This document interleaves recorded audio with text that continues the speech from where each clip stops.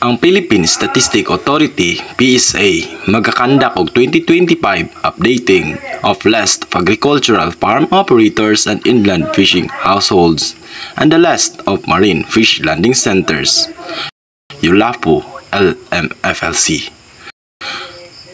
Usa kini ka nationwide operation nga naga-aims to create an updated statistical sampling frame containing accurate list of agricultural farm operators and inland fishing households and marine fish landing centers. Ako, isip field personnel, nag-encourage sa tanang households and marine fish landing center respondents nga maghahatag sa ilang full cooperation sa paghatag og matinud-anon ug kumpleto nga informasyon. Together, let us support these important undertakings for the development of agriculture and fisheries sectors.